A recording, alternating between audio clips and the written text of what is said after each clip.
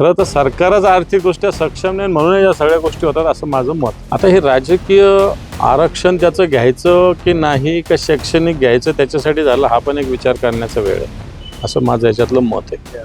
विशेषतः सिंचनाची स्थिती अतिशय दुर्दैवी आहे। या संदर्भात जलसंपदाच्या अधिकाऱ्यांशी सुद्धा मी मागच्या आठवड्यात भेटलेलो आहे। देवेंद्रजी फडणवीस यांच्या अध्यक्षतेखाली झालेली होती आणि या बैठकीमध्ये मराठवाड्याच्या विकासाचे काही विषयावर चर्चा होऊन काही विषयाला मान्यता देण्यात आलेली होती। आता या विषयाला 3 वर्ष पूर्ण होत आहेत। दरवर्षी सातत्यानं याविषयी आमच्या माध्यमातून मी स्वतः या सगळ्या घोषणेची काय स्थिती आहे हे जाणून घेत असतो आणि आजही माननीय विभागीय आयुक्तांशी चर्चा करण्यासाठी मी इथं आलेलो होतो आणि जे निर्णय मंत्रिमंडळाने घेतले होते मराठवाड्याच्या विकासाचे अनुशेषासंदर्भात याची स्थिती काय आहे ही जाणून घेतली।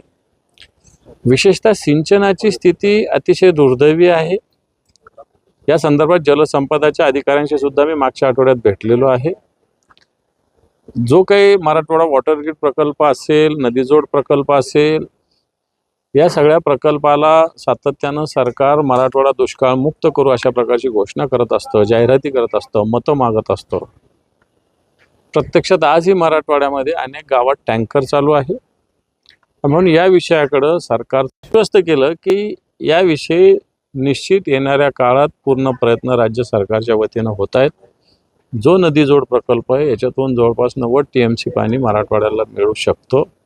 पण तो मला असं वाटतं लबाडाच्या घरचं आमंत्रण जेवल्याशिवाय काही खरं नसतं आणि म्हणून मला असं वाटतं या विषयावर सातत्यानं लक्ष देऊन आम्ही आहोत आणि म्हणून त्याच्याविषयी आज मी विभागीय आयुक्तांशी चर्चा केली। विभागीय आयुक्त काय एक समन्वयक आहे, ते काही इम्प्लिमेंटेशन अथॉरिटी नाही, परंतु त्यांना या सगळ्या विभागाचं एक रिव्ह्यू त्यांच्याकडं आलेला होता। मला वाटतं तेवढी माहिती मी घेतली। फार समाधानकारक स्थिती राज्य मंत्रिमंडळाने 2023 साली घेतलेल्या निर्णयाची नाही असं मला तरी जाणवलं। नाही, सत्यता आहे, आत्ताच थोड्या वेळापूर्वी माझ्याकडे एक जण कर्ज प्रकरणासंदर्भात आला होता आणि याच्यात असं सांगितलं जातं की अण्णासाहेब पाटील महामंडळाच्या वतीनं कोणत्याही पद्धतीनं श्युरिटीची गरज नाही, काही गहाण ठेवण्याची गरज नाही, पण त्या कर्जदाराला त्याचं 15 लाखाचं कर्ज आहे पण किमान 15 ते 20 लाखाची मालमत्ता गहाण ठेवावी अशा पद्धतीनं बँकेनं सांगितलं। याचाच अर्थ जर माझ्याकडे एवढी प्रॉपर्टी असेल तर मी कर्ज का मागेल अण्णासाहेब पाटील आर्थिक विकास महामंडळाकडून।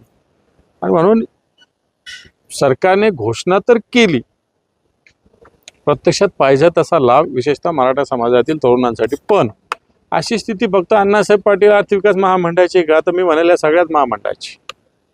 मग महात्मा फुले मंडळाचं काय, त्याच्यातून महाप्रीत कशासाठी केलं, त्याच्यात काय आज लूट होते, सामाजिक न्याय विभागाच्या अंतर्गत आहे ते महाप्रीत, काय लूट होते तिथं, अण्णाभाऊ साठे महामंडळाची स्थिती काय आहे, अशीच आहे अनेक बाकीचे। मग त्यांनी परशुराम मंडळ स्थापन केलं, वेगवेगळे मंडळ स्थापन केले।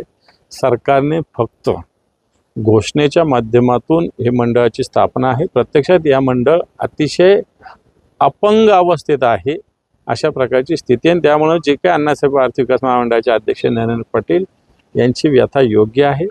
खरं तर तेही भारतीय जनता पार्टीचे, सरकारी भारतीय जनता पार्टीचे। आता लोकांनी जनतेनंच याविषयी बघावं। हे एवढं काही सरकार दूध खुळं किंवा अपंग नसतं आणि मुख्यमंत्री काय एवढं एकदम कोणी काही केलं म्हणून त्याच्यातले ऐकतील किंवा असक्षम आहे किंवा निर्णय घेण्यास सक्षम नाही असं त्याचा अर्थ नाही।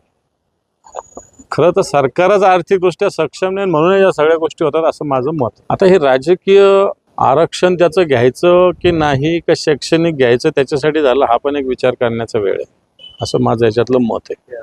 कारण आपण कुणबी प्रमाणपत्र हे खऱ्या अर्थानं शैक्षणिक हेतूनं शिक्षणासाठी, नोकरीसाठी हे प्राप्त केलेलं आहे, निवडणुका लढविण्यासाठी नाही असं याच्यातलं माझं तरी मत आहे। हे व्यक्तिगत मत आहे माझं।